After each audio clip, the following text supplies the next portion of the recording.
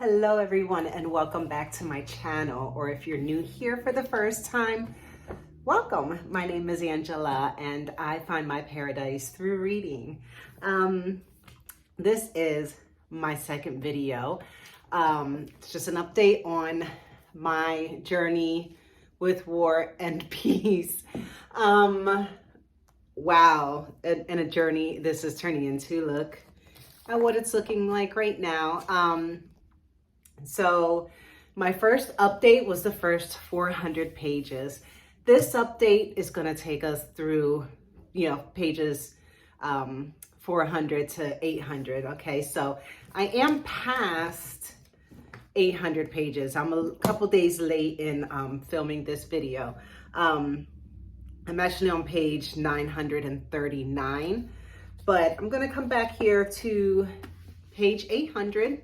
Okay. So this page 800 is about 2/3 of the way of this book. This book is 1,200 pages. So yeah, what can guys, I have like so many, I got sticky notes. I mean, I've been annotating and just going through this very slowly, taking my time. And so glad that I am. I'm telling you, there's so much going on.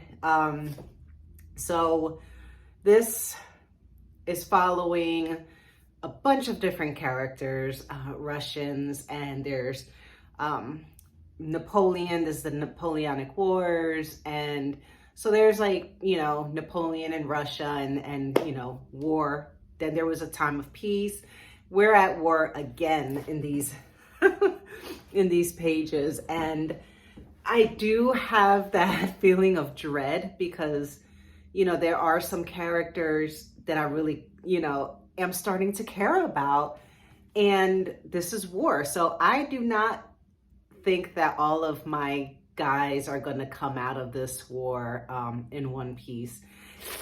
So I mean, we have all of them, like Prince Andrei's in there, Prince Nikolai, Pierre, Anatole, which I do not care about Anatole. So yeah, Boris, all the guys are involved in this war, and it's showing, their experiences in there. It's also showing what's going on back at home with their families, and Natalia, Prince Vasily, all of these high society people, and what's going on back at home. So there's just a lot of back and forth, and I'm here for the ride. I am just here for the ride. And Prince Andrei is one of my favorite characters. But I also love the character of Pierre. I just always feel like he's always having some kind of existential crisis, right? He's always trying to figure out life, never really understands what's going on. And he's just like a big, fat, sweet guy, and he's just so sweet. And I feel so bad that he marries this atrocious woman, Helen, and between Prince Vasily, who is just not a good human being. So I can understand why his kids, Anatole and Helen, are atrocious people themselves. But just Pierre, I love Pierre. I don't want to see him hurt. And yeah, in this, I think at the end of these 800 pages, Pierre's kind of going in. He doesn't even have to be a part of this war. I don't know, but he takes himself to these battles, and is kind of walking around and looking at this battle and getting himself in harm's way and just being in the way, just in the middle of this chaos. And I'm what the heck are you doing? What are you doing, buddy? Don't get out of there.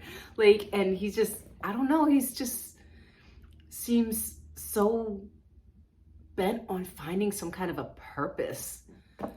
I feel like that's what it is. He just wants a purpose, and he wants to find a place for himself in life and a place where he can belong. and be useful or be important or something. So in his search, he's just running around in this battlefield, and there are men dying left and right. There's cannons going. I mean, there's just, you know, and I'm scared for Pierre. But, you know, and then some parts are dragging a little bit. There are some parts that, yeah, just get a little more heavily into political conversations and military strategy and things like that. So those parts drag a little bit, but I am not skipping any of it because there's a lot of information in those parts that are just like really important and just show kind of the environment and show the people's personalities and what's going on. So, but yeah, I mean, there's just so many. Let me see if I can find. There's just so much beautiful writing in here. I can't even tell you how beautiful some of this writing is, and how the story just kind of drags you in. And I am just having a fantastic time with this. Let's see. Whew. There's so much here. Oh my gosh. So let's see. It says, war isn't courtesy. It's the vilest thing in the world, and we must understand that and not play at war. We must take this terrible necessity sternly and seriously. That's the whole point, to cast off the lie, and if it's war and not a game. As it is, war is the favorite pastime of idle and light-minded people. The military estate is the most honored. But what is war? What is needed for success in military affairs? What are the morals of military society? The aim of war is killing. The instruments of war are espionage, treason, and the encouragement of it. The ruin of the inhabitants, robbing them or stealing to supply the army. Deception and lying are called military stratagems. The morals of the military estate are absence of freedom, that is, discipline, idleness, ignorance, cruelty, depravity, and drunkenness. And in spite of that, it is the highest estate respected by all. All kings except the Chinese wear military uniforms, and the one who has killed the most people gets the greatest reward. They come together like tomorrow to kill each other. They slaughter and maim tens of thousands of men. And then they say prayers of thanksgiving for having slaughtered so many people, and proclaim victory, supposing that the more people slaughtered, the greater the merit. How does God look down and listen to them? Prince Andre cried in a high, squeaky voice. Ah, dear heart, lately it's become hard for me to live. I see that I've become to understand too much, and it's not good for man to taste of the tree of the knowledge of good and evil. Okay, so that's Prince Andre, and just really his thinking has changed, you know, from the beginning of this book. Now he's seeing war for what it really is, and it's just like, wait, like, this is not good. Like, this is some terrible stuff that's going on here. Let me see. By many years of military experience, he knew, and by his old man's mind, he understood that one man cannot lead hundreds of thousands of men struggling with death. And he knew that the fate of a battle is decided not by the commander-in-chief's instructions, not by the position of the troops, not by the number of cannon or of people killed, but by that elusive force known as the spirit of the troops. And he watched this force and guided it as far as that lay in his power. So this is just so cool. Oh,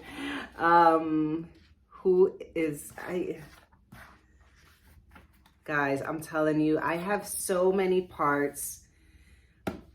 Just look at this. Like, this is what the book is looking like. It's just highlights, underlines, annotations, just wonderful, wonderful pieces that are just so gorgeous. Let's see what this one says. It was a pleasure for Rostov to ride this horse. He thought about the horse, about the morning, about the doctor's wife, and never once thought about the impending danger. Formerly, going into action, Rostov had been afraid. Now he did not feel the least fear. He was not afraid, not because he was used to gunfire, one cannot get used to danger, but because he had learned to control his soul in the face of danger. He got used, going into action, to thinking about everything except what would seem more interesting than anything else, the impending danger. However hard he had tried, however much he had reproached himself for cowardice during his first period of service, he had been unable to achieve this. But now, with the years, it had come by itself. He was now riding beside Ilian between the birches, occasionally pulling leaves off the branches that happened in his way, occasionally touching the horse's flank with his foot, occasionally handing his finished pipe without turning around to the hussar behind him, all with such a calm and carefree air as though he was just out for a ride. He felt pity looking at the troubled face of Ilian, who was talking much and anxiously.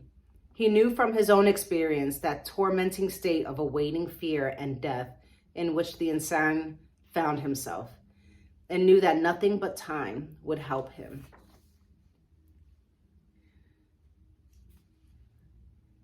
Oh my goodness. What does this say? In the hollow, our front line, which had already gone into action, could be heard merrily exchanging clacks with the enemy. I mean, I highlighted this because it was just like the description of like merrily exchanging clacks with the enemy. Like, no, but let me read this again. In the hollow, our front line, which had already gone into action, could be heard merrily exchanging clacks with the enemy. As if by the sounds of the most cheerful music, Rostov felt cheered at heart by these sounds, which he had not heard for so long. Trap, tap, tap, tap.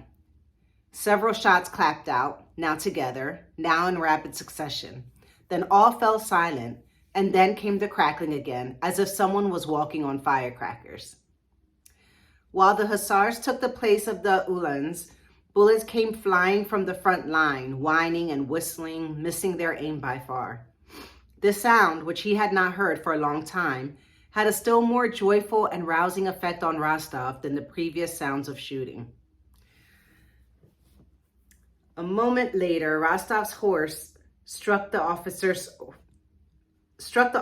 horse in the rump with its breast, almost knocking it down, and at the same moment, Rostov, not knowing why himself, raised his saber and struck the Frenchman with it.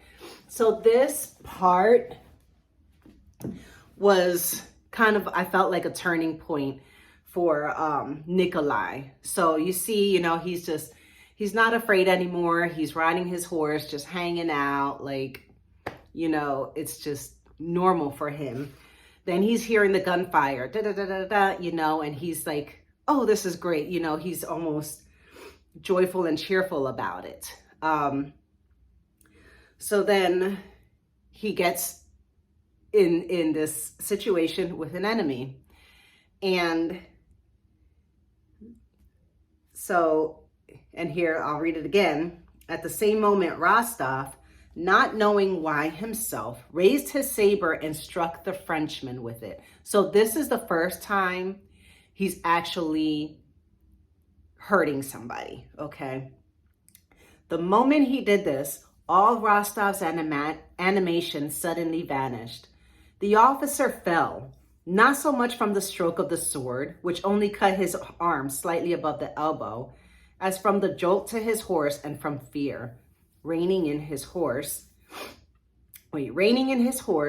Rostov saw his enemy with his eyes to see whom he had vanquished. The French dragoon officer was hopping on the ground with one foot, the other being caught in the stirrup. Narrowing his eyes fearfully, as if expecting a new blow any second, he winced, glancing up at Rostov from below with an expression of terror. His face, pale and mud-spattered, fair-haired, young, with a dimple on the chin and light blue eyes, was not at all for the battlefield, not an enemy's face, but a simple, home-like face. Before Rostov decided what to do with him, the officer cried out, "Je me rends," or "I surrender."